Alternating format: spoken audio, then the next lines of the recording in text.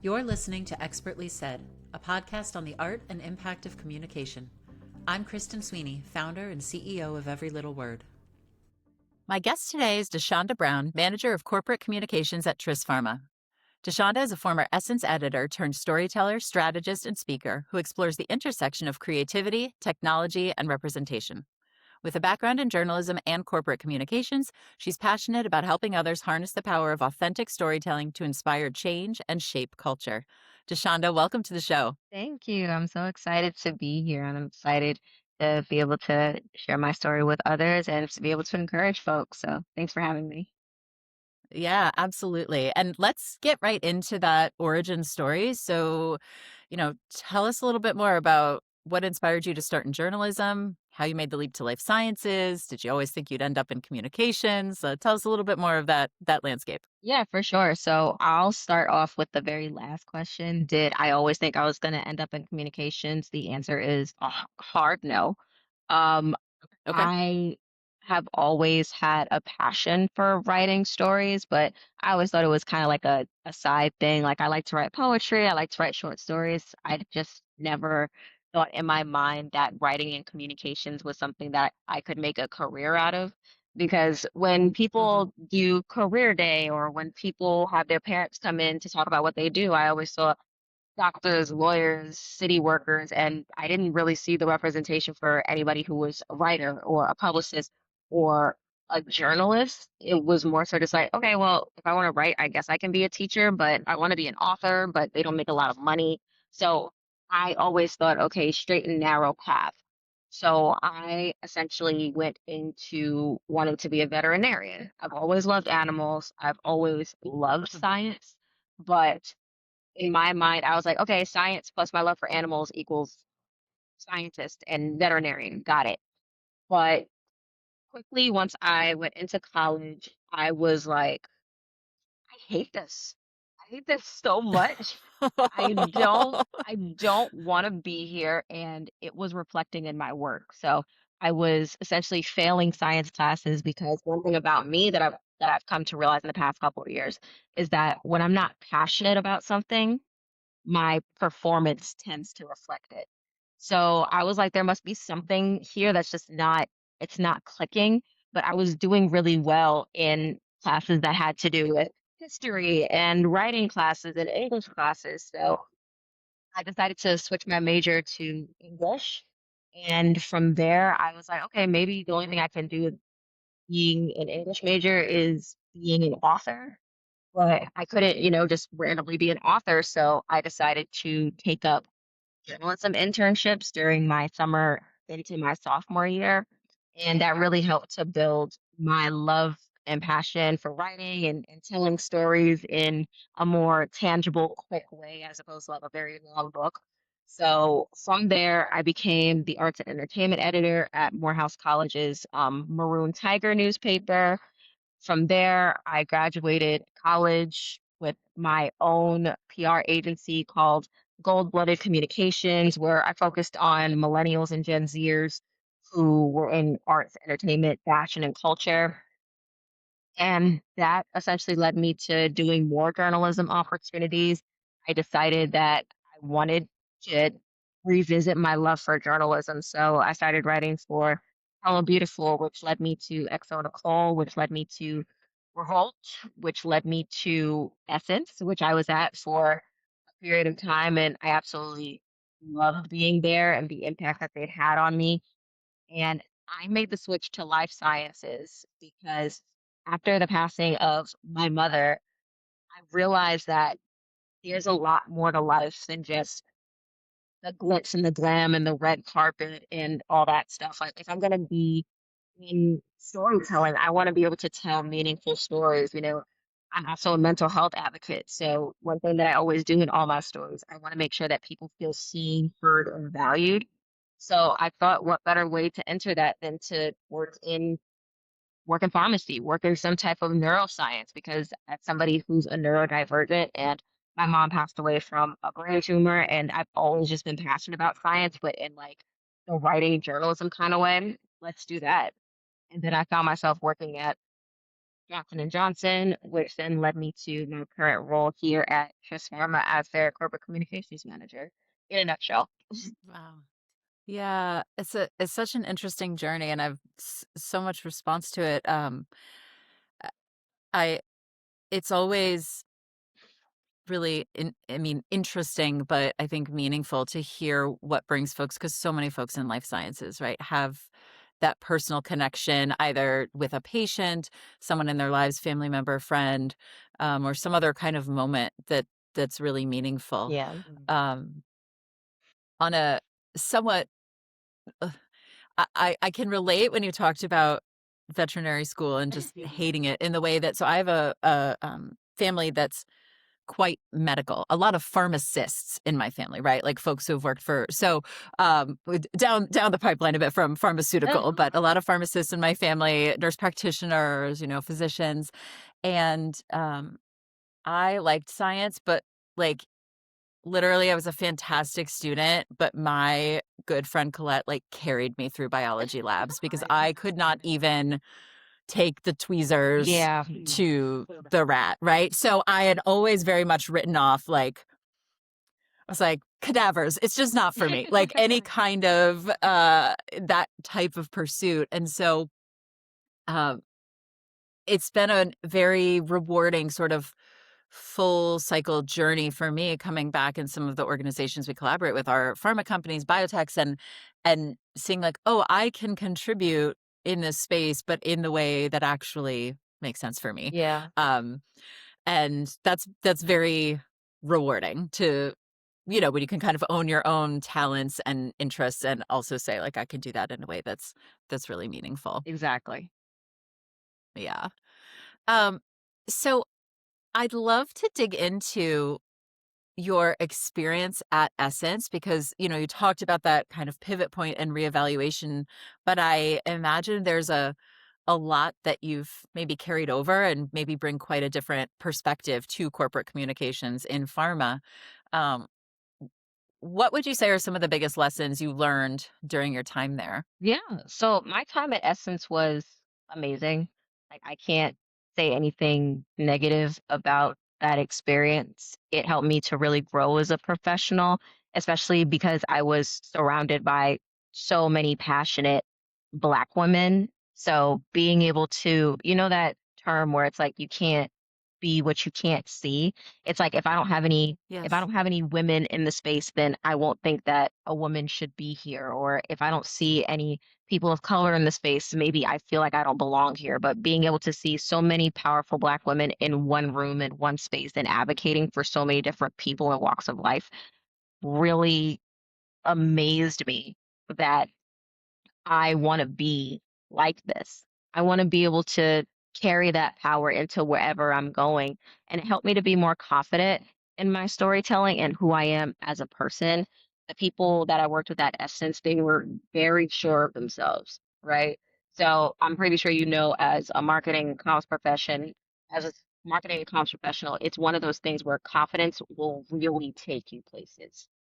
Being able to know who you are, like you may not be able to identify OKRs and KPIs. You may not be able to do a graph. You may not be able to do A, B, and C, but your confidence and your ability to learn is really what's going to carry you. So when I was at Essence, because it's a small team, I was able to learn so much at once. I was a good writer, but I learned how to I learned how to be a great writer. I learned how to be a team leader because I had freelancers who worked under me. I learned how to run a vertical because I was acting as a lead for the editorial of Girls United, which is the Gen Z vertical.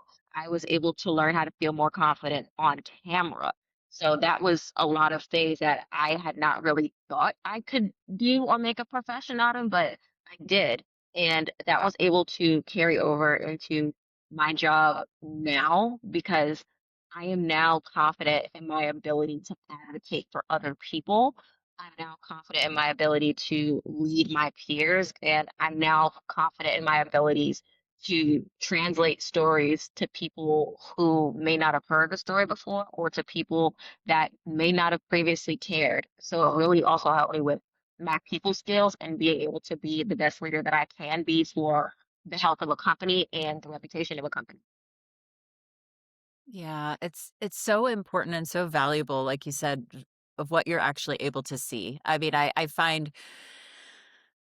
the specificity of that, right? Like you can read advice all day long, but to see it in action is what resonates. And, in a different but similar way, when we are, building out a content asset or communications, like we're speaking with an executive, right? It's that like, okay, you're giving me the kind of business version of this, but like what does that look like? Right. And once you hear that example, that specificity, that's when you're like, oh, and that's what makes other people go, uh-huh, that's me. And so I say that there's kind of a parallel there of like really being able to see it on the ground, not just kind of like reading advice about how to be confident or being in a workshop, but really like being able to take that in. Being able to Yeah. watch it and being able to look and identify people that you want to be like. Like some of my mentors come from Essence, like Corey Murray. She is probably one of the baddest women I've ever met in life, in journalism, anywhere. And she is somebody that I had the pleasure of working closely with when I started. And she's actually the person that offered me the opportunity to work at Essence. And I have always been in such awe of who she is with her confidence and who she is and when she runs meetings Yeah. and being able to make decisions. So being able to actually see somebody that I look up to in action is really important when you're growing in your career and defining who you want to be as a professional. Yeah, definitely. And I could say personally that something I've struggled with, probably still do in some sense, is that I think this is common among women, is that like sometimes you want to be a little bit of a mess to be relatable. I mean, sometimes you do feel like a mess, right? Like there are plenty of times I feel like a mess, but almost using that or amplifying a little bit to feel relatable or not threatening, and just kind of a lot of dynamics going on there. But I a couple of years ago, I was part of a 10,000 small businesses program, and it's a program run by Goldman Sachs. And their goal Yes. over a course of years, they've, I think, got up to like 15 or 18,000 now. Um, and it was an amazing program, and they bring you to New York at the end, and it's a very fantastic like few days there.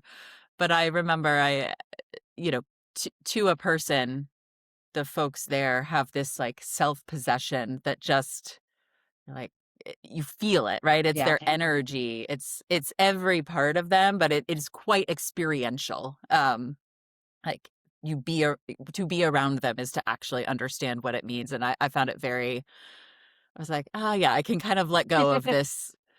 Oh, I'm all over the place. Kind Yeah. of a little bit of performative that I put on and just kind of try and stand in that confidence. I love seeing you talk about that, and that's something you've had great role models for. Yeah. Um as part of you've mentioned, like, as you're part of your approach today, you really think about a blend of, you talked about loving writing, but also an emphasis on the visual, which is certainly, I think, a little bit out of the box for corporate communications. It's pretty common that we come into these conversations and folks like myself say, like, oh, I love writing, and that's kind of how I got here. Um, Tell me a little bit about maybe this is the start of a conversation about what else you might have carried from your time at Essence, and if the visual kind of editorial mindset is a part of that, and how you've maybe been able to apply that in a really different environment. Yeah. So my love for art direction and graphics actually came completely out of nowhere. Um, Okay. when I was running my company, Gold Blooded Communications, like I was making media kits and one pagers for my clients because I didn't have any money. Like I was 21, straight out of college. I didn't have any savings, so I couldn't pay somebody or outsource somebody to create these. So I went on YouTube University and I started to teach myself how to do graphics and how to go on Canva and basic Adobe stuff. So from there, people noticed the work that I was doing and was like, "Hey, I saw that you did this for this client. Can you do mine?" And of course, it was a bit of imposter syndrome, like, okay, well, I think the ones that I did were crappy, but if you like it, like, sure, okay. So I did a Yeah. lot with that for a while. So it was like a little side gig if people wanted me to design something here or there as far as like a media kit, press kit, um, things like that. It was like my way of experimenting. And now that I look back at some of the things that I did, I would be like, oh my God, that's so cringe. But people thought it was worth it. So people thought that there was something in me that clearly I didn't see.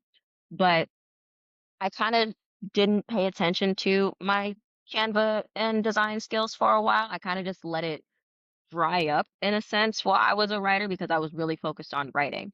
But when I had come to my current role, because it's such a small company, and I'm pretty sure people who have worked at small companies can attest to it, that one of the things that's pretty cool about working at a small company is that you get to put your hand in everything.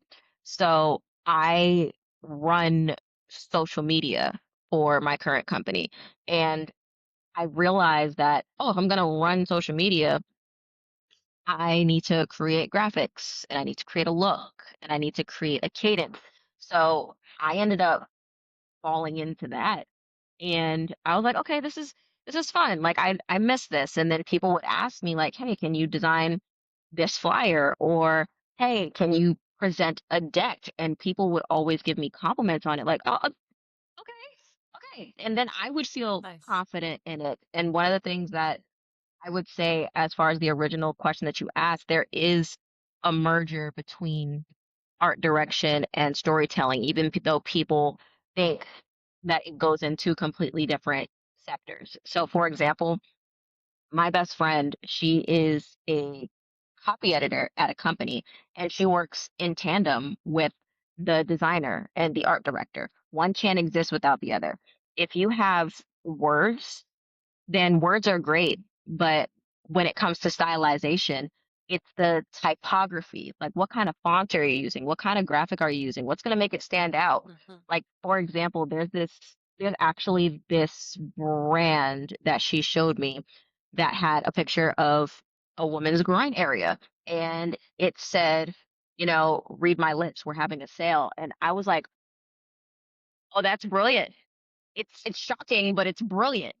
And the thing that was so amazing was the fact that from that ad, you could see the synergy between the art director and the copywriter. Like, okay, if this is what you're writing, I have the perfect way to bring it to life. And you have maybe a couple seconds to capture somebody's attention with an image. So, what can you do to make that stand out?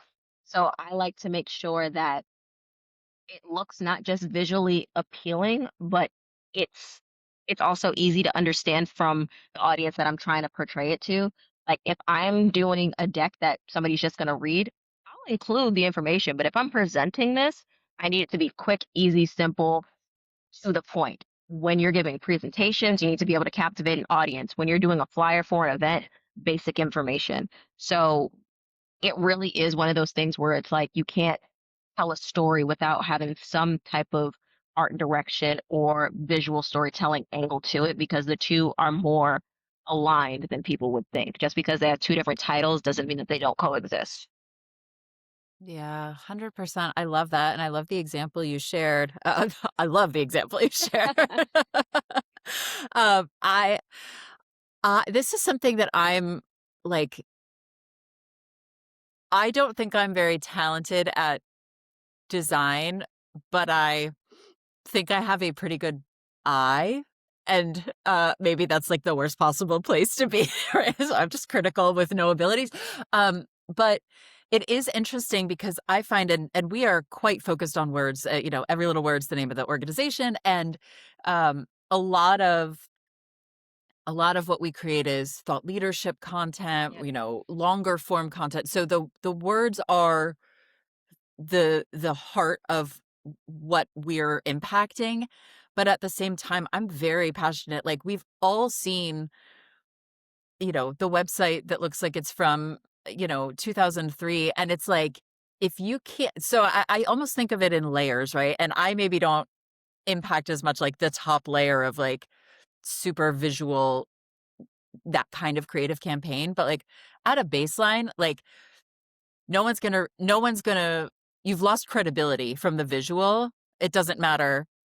It could be Shakespeare on there, right? It doesn't matter. Like that, you've lost that credibility. And then there's kind of another layer that's like presentation. And this is things like I'm really passionate about like how long form text is formatted like visually, like on a Yeah. blog or on a website, right? And like if it's messy, if it's too wide, if it's the images are weird and just take up tons of space, like all that stuff, if the spacing is off, like that stuff again can detract. Maybe it's not Hmm. yet to the point where visual is adding a lot, but it's detracting from the ability of the language to make an impact. And then it kind of flips where visuals, infographics and more interactive, and then like these elements where that can become really, really additive as well. And that's kind of like another layer of it. But it is something I think about a lot. And often with clients, we will um if we're working on a website, this is where it's really common. And I'm very passionate about trying to include in the engagement that we want to be part of that initial strategy team. We want to Yeah. talk about where the content's placed and what it looks like and the content mapping and all of those pieces, because it's going to affect the ability to resonate at the end of the day. And I like I said, I have a lot of opinions on it, even if I could not do the beautiful design No, but myself. that's also good. Like having an eye, like you can have a great graphic designer, but if they don't portray what you're trying to get across, then maybe Mm, they don't have that sense of art direction. You can be a really good designer and have no sense of direction. So for you, that is art direction. Like if you're able to tell that the image behind the words is way too distracting, or the story that we're not trying to that we're trying to tell is not the image that you chose, that's also just as important. So don't say that you don't have that, because you do. Like if you decide to take up graphic design, it'll actually help you because you know what you want to see before you create it. yeah. Yeah. Interesting. Appreciate that. Yeah. Um, I'm curious. I honestly, earlier before our conversation, I was watching a webinar on Lovable. So I know you've talked about technology. I would say a good 80% of our conversations have some conversation around AI and what's Yeah. happening there. But I'm curious how you're thinking about it, especially, whether that's in relation to what the potential is, whether that's in relation to like limitations being in a more regulated environment. Um, Kind of like what are you seeing that's really interesting to you right now that you feel like is um, on the horizon, especially in industry? Yeah, it's one of those things where I can totally admit when AI was on the jumping off point, I was a huge skeptic. I was like, "Oh my God, this is like iRobot. This is like the Jetsons. Like, what is this? Like, they're gonna take over our jobs." Like, I was terrified, and I was terrified because it was unknown. It's kind of like, and I'm a huge nerd in this type of way, but I play The Sims. And whenever there's a kid who has a bad dream, it's because there's a monster under the bed. So you have two options. The kid can either tell their parent to spray the monster under the bed and then it goes away temporarily, or you can talk to the monster under your bed and then it's like it's a homie. It's like, hey. So for me, instead of trying to distance myself from I did a lot of research on it. Like, okay, maybe if I know more, then I'll be afraid less. And that's exactly what happened. I started doing research. I started watching videos on how journalists are embracing AI, how communications experts are embracing AI. And I can say honestly, AI is one of those things where it's like if you don't get with it, you're going to get behind it. And companies really should embrace what AI is doing. It doesn't mean that it's going to do all the work for you. You can use it as a sense of productivity. For me, one thing that I use for AI is meeting notes. Like I'll record a meeting Mm. and I'll say, okay, so can you take the 5 key takeaways from this and send it to me? And then what I'll do is I'll take those 5 key takeaways and then I'll review it. It's always important to review what AI gives you because there are some things that are wrong or need to be fact checked or things that are misspelled. But it does help with organization and it does help with being able to have a stream of consciousness that can then be transformed into thoughts. So for me, if I have to, even with graduate school, I'm currently in graduate school. If I have a prompt that I'm trying to answer, I'll be like, okay, Chat GPT, I'm going to run off the mouth of a stream of consciousness based on this answer, and I'm just going to answer it the best way I can. I'd love for you to tell me how I can organize these thoughts so that way it sounds Hmm. like it has an easier flow. Because before AI existed, that's something that I used to do myself. Like I would record myself and be like, keep that, take that out.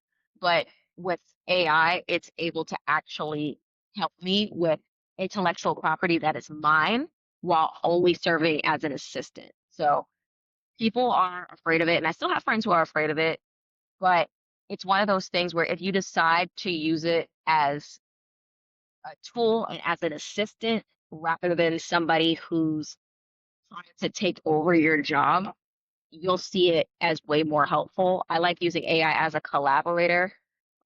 Very few times will I ask it for feedback. It's more so I'll tell it what to do and then it'll send me back something and then I'll be like, okay, well, this is a good start, but I want it to do this, or I want it to look like this, or I'll just take what they gave me and then I'll edit it myself. So it's all about embracing so that you don't fall behind the curves.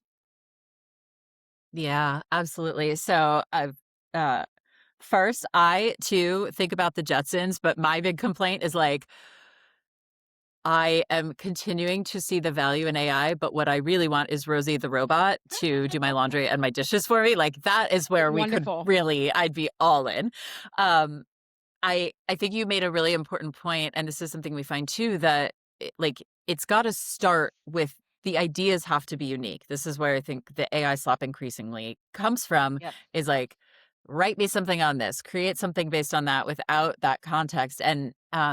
And then the other piece, something that I think I'm really interested in right now is moving information around because there's so when you stop and look at it, there's so many times where okay, someone sent me a resource to take a look at. So I've got to take a look at that resource. I've got to file it away for the future. Maybe I can't review it right now. So I need to do a task in my project management system to go back and review it later and then decide what am I actually doing with that information. That's a lot of steps that come up. And in my experience, that's why an email sits in my inbox because that's not a 30-second answer. That's Yeah. like thinking. I have to figure out what to do next. So I'm very interested in exploring like, can I make those things poof happen? I still have to go review it. Like Right. that's the part I won't skip, but can I automate, or kind of like ease the path of that just shifting information around between places? I think particularly when in communications you have a lot of assets and a lot of information. You have Yep. to synthesize a lot, you're moving it around, you're sharing it with different stakeholders.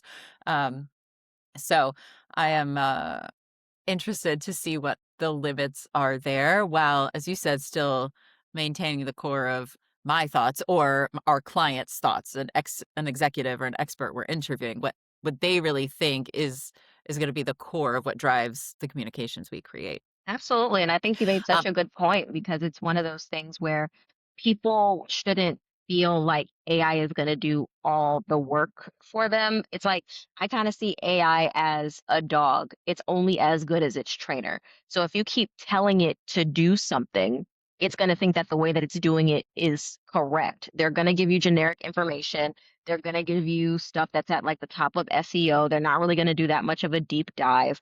Like if you ask Chat GPT for general information on something, it'll give you the general information. But then you have to specify, hey, I'm looking for specifically this. I'm looking for specifically that. Like, what can you pull on this? As long as people, like you said, are in tune with authenticity, being able to not really rely on it, because I think that's where also kind of get people kind of use AI as a crutch sometimes to use it all the time for every task. And I feel like that's something that's becoming a hindrance in the comms industry, that originality is not where it used to be because people are not using that original brain power that actually forced us to think and brainstorm with other people. So I am interested to see where it goes and to hear other experts that you talk to as far as their thoughts and predictions and setbacks.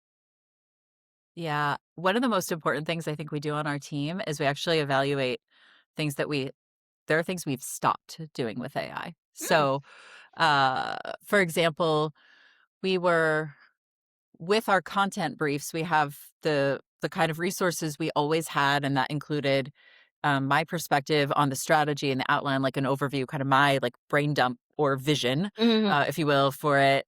Some of the original source material, the interview, right, notes, and then we were also providing this kind of AI generated summary again of the source material. And it got to the point where it was like, this is not helping, and it's just like one more thing to try and sort of assimilate and right, like not valuable. So it's just creating noise. right, And so I think it's really important to also look and say, just because you the old Jurassic Park, just because you can doesn't mean you should. right. um, so yeah, I think that's that culling and still being able to say like, okay, yes, we could add that, but is this, yes, I get it took 4 seconds to generate, but is it actually adding value into our process, or is Mhm, it making things overly complicated because now we're sort of overwhelming people with information? absolutely. Yeah. All right, I want to transition us into our one big idea. I'm excited to talk about this today. This is a chance for us to kind of dig into one insight, experience, or aspect of your work that's had a meaningful impact on how you communicate. And our big idea to talk about today is guiding principles. So you have a personal set of guiding principles: impact, strategy meets story, culture as currency, representation, and authenticity. Um, Talk to me a little bit about how you developed these principles as kind of like core values of you.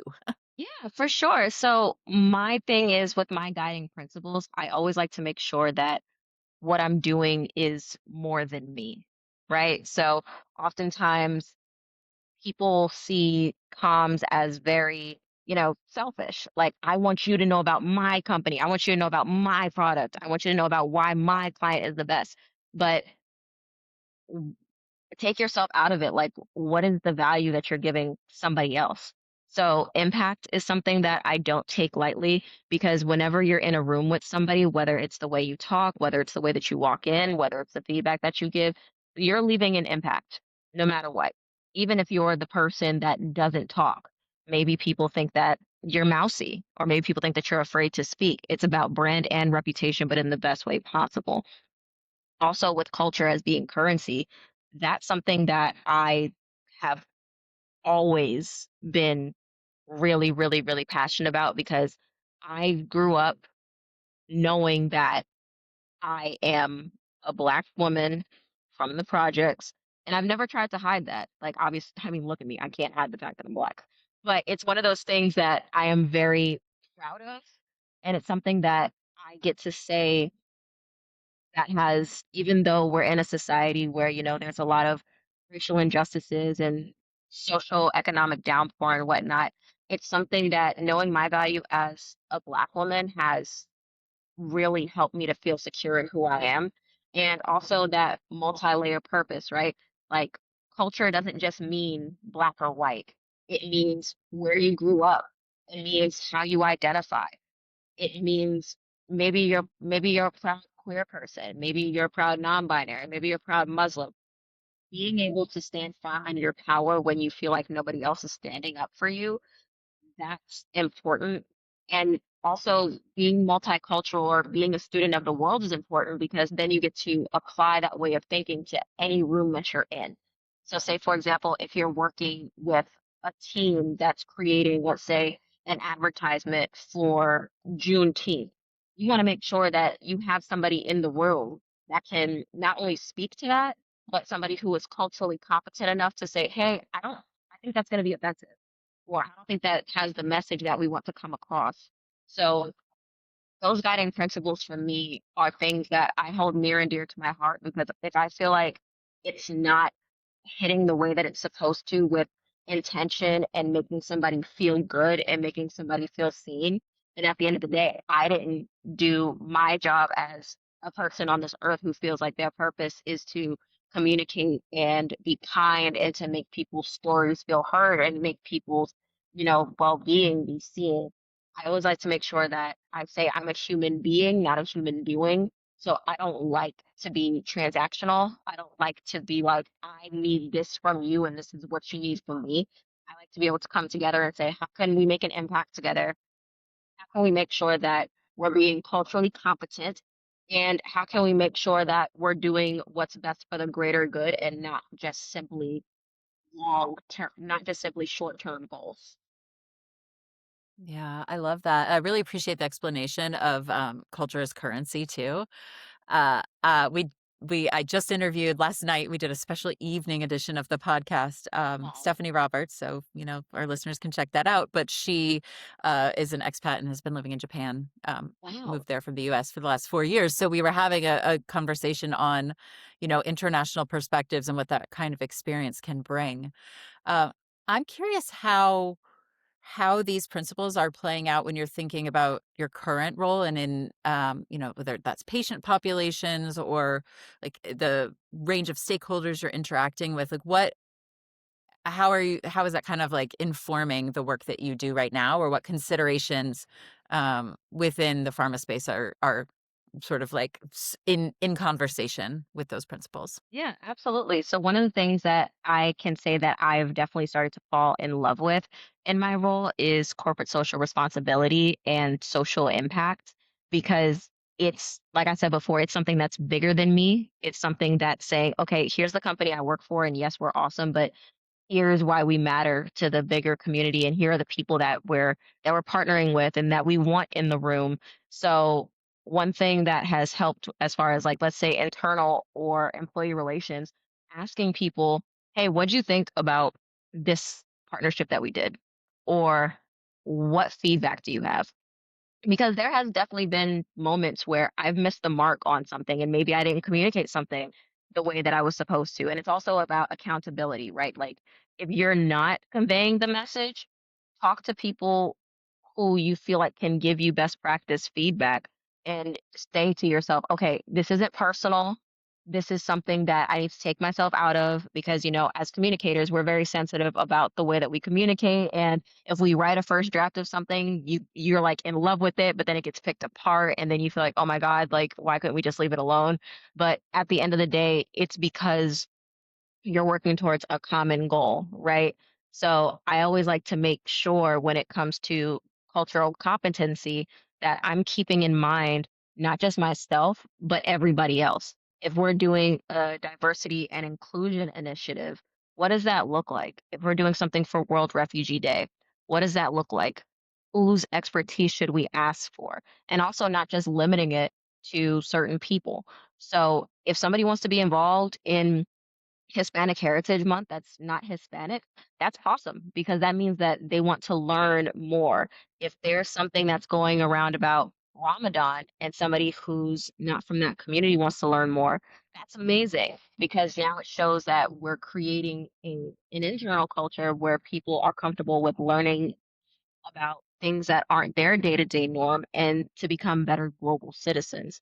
So for me, it really hits home with the employee relations and internal communications because when we feel good about what we're doing, we're able to bring that to HCPs, we're able to bring that to patients, we're able to bring that to stakeholders, we're able to be able to talk about it on conference stages. So it really does start from an internal culture of care, which we pride ourselves on at my company, and then working our way outwards.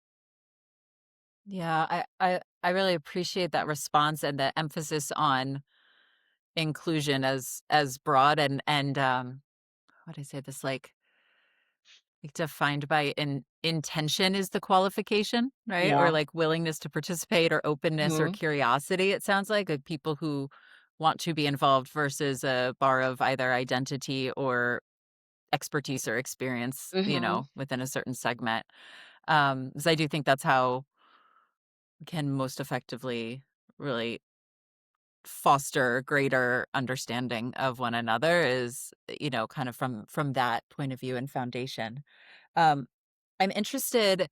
I know that the first time I encountered you, at least, uh, was actually a panel on the topic of DEI, and um, I'm curious how, especially in the context of corporate social responsibility, what what changes you've seen broadly in the landscape around this conversation. I think we're certainly, in a different climate today than we have been. Um, and what you think is uh, maybe the most effective path forward, or things that you're seeing. It does not have to be specific to your organization by any means, Yeah. in an environment where you may want to do something but have to be more cautious than ever about risk associated with that. And yeah, it's a lot more polarizing than I think it was a few years ago. Yeah, for sure. It's one of those things that I'm glad you said that it's bigger than my organization because at the end of the day it is. Like speaking for Hmm. myself as a working professional, like let's let's not even talk about specifically pharma. Like let's just talk about period. There's things that are impacting, let's say you and I as women, that even though it's very polarizing, it's one of those things that it impacts us. So it's about being able to have those hard conversations, having to be able to come together and putting differences aside. Like, yes, we may be on two separate sides of the coin, but at the end of the day, somebody is being affected, right? And then when it comes to companies or brands at large, there are people who we've seen a lot of companies pull back on their DEI initiatives. And then that in turn affects their audience. But I've come to realize, I was at first very, very pissed off about the fact that companies that I personally loved were pulling back on DEI because DEI isn't just me, it's every woman, every queer person, every underrepresented voice that I know. And I was pissed. It made me realize after talking to my father that it's not that these companies don't embrace DEI, and it's not that these companies don't want to embrace DEI. It's just like you said, that risk management factor. It's like, oh, if we talk publicly about DNI, our dollars get stripped from our investors. And then we can't do the work that we've been doing for the people that have been supporting us. So maybe they do the work, but maybe they're just being quiet about it. It's kind of like when people decide to protest. There are way, way, way more ways to protest than just grabbing a picket fence and going out into the masses, right? Some people post on social media, some people silently donate. Some people attend groups. Some people write anonymous articles. There's different ways to be able to be involved in DEI without feeling like you have to be bold and loud about it. And I've come to realize that myself as an advocate because upon first reaction, if you see, oh, Target pulled back on DEI or oh my God, American Eagle did this, it's like it's very reactionary at first. And it's one of those things where it becomes a pop culture conversation. But when you take pop culture out of it and when you just apply the humanization of it all, some people honestly may feel like they don't have a choice but to minimize their conversation in DEI. But that doesn't mean that they're not doing the work. Like if they pull items off the shelves, how do you know that doesn't mean that they still have amazing, diverse company culture? How do you know that that doesn't mean that they donate to certain places? How do you know that means that they're not having certain people in the room? So it is scary to feel like there are companies who no longer care about DEI or, oh my God, they will vote you to take away this initiative.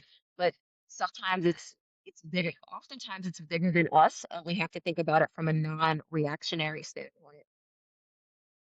Yeah, it's interesting. Obviously, we're both in the business of visibility, Yeah. but I think there's definitely a way at the same time that uh, the internet more broadly has made us feel like if you don't post Yeah. about it, did it even happen? Yeah. Right? And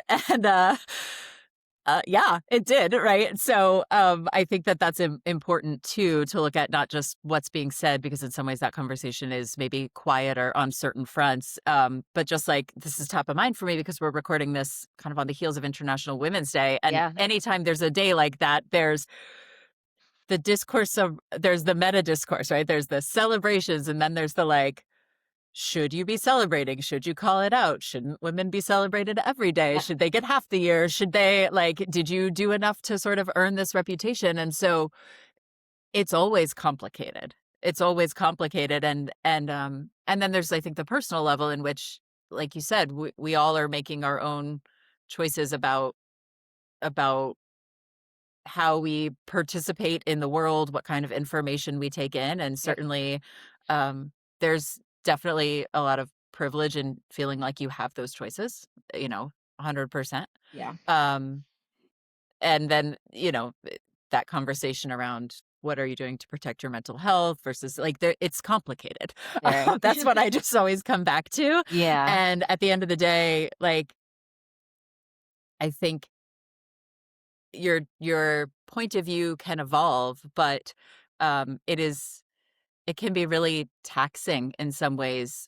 Sometimes that flow of, like you said, information and which company's doing this and which company's doing that, and it can be very uh could take a lot of bandwidth to feel like it's hard to make a purchase without doing deep investigative corporate research, Yeah. to buy your toothpaste.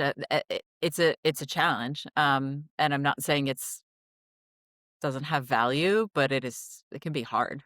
Uh, Yeah. It Speaking is. quite personally, honestly, it can be difficult to feel like you sort of where you draw your own personal line on. I have to just be okay with this. I accept it. I love the convenience of an Amazon package, That so going for whatever it is, right? Like, Yeah, and it is one of those things where you say yeah. you have to draw a personal line. Like, I know that I am somebody that I'm very much 10 toes down on things that I say. So if I say that I'm not supporting a certain company, I'm not going to support them. Now, it's not to Mhm, say that I'm going to boast it on social media. I feel like actions speak louder than words. Like, if I'm not supporting a certain cause, I'm not going to support it. If I have beliefs in X, Y, and Z, I don't have to boast about it all the time. It's just you're gonna see it in my actions. Now there are certain things I am gonna mhm, profess. Like I'm very passionate about being a black woman. I very much believe in equality. I very much believe that everybody deserves to be who they are, love who they love, and just be as long as they're a good human being, there is a place for them.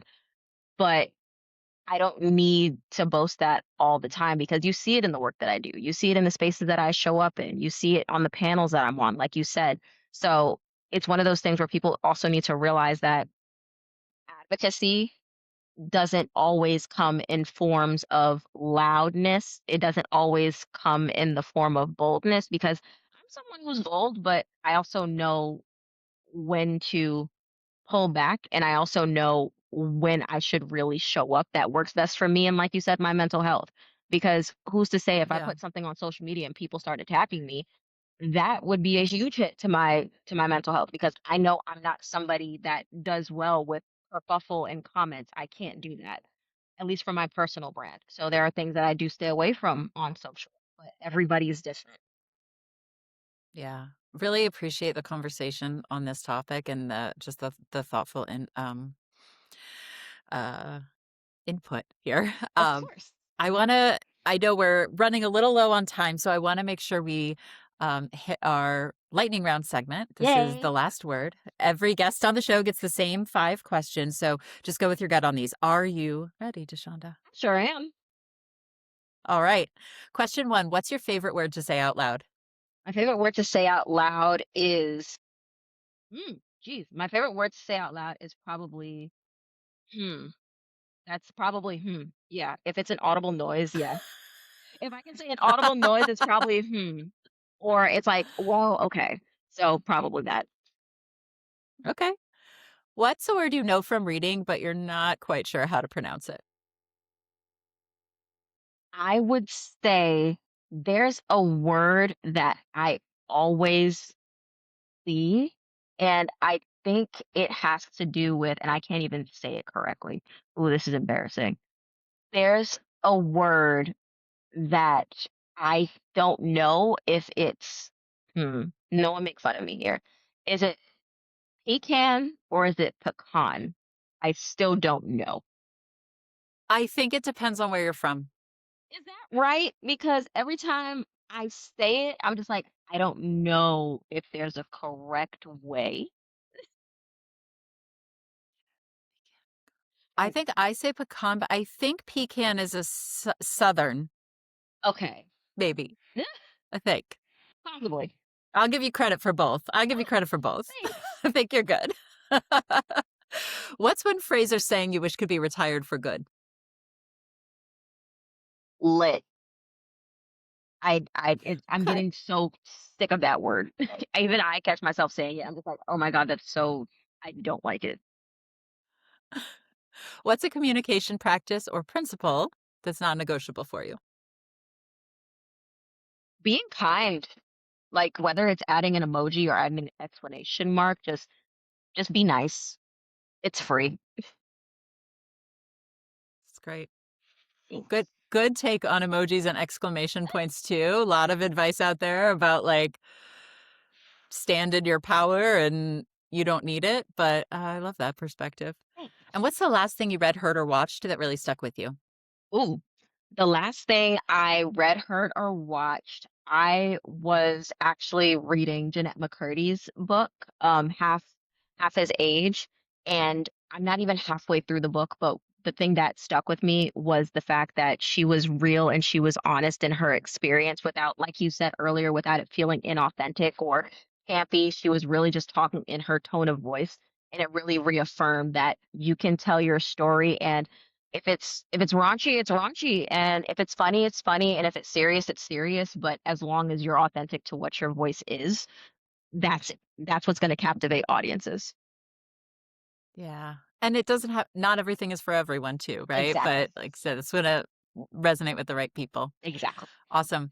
Deshonda, thank you so much for joining us today. If our listeners want to Yes. learn more about you, what are the best place or places for them to find you? Yes, absolutely. So it's actually kind of ironic that I work in social and communications and I barely have platforms myself. But the best way to reach out to me is my LinkedIn. So it's going to be D''Shonda Brown like the color. And then you can find my portfolio on my link tree. So it's going to be linktr.ee/signed SIGNED Shonda and then another slash. So that's where you can find me. Nice. And we'll include those links in the show notes as well. Thank you so much for this wonderful conversation. Really appreciate it. Of course. Thank you. That's it for this episode of Expertly Said. We're produced by Every Little Word, a boutique content and communications agency. If you liked what you heard, you know what to do. Subscribe, share the episode with a colleague, or leave us a review. If you want to connect with me directly, please do. You can find me on LinkedIn. Just search Kristen Sweeney. Thanks for listening. Talk soon.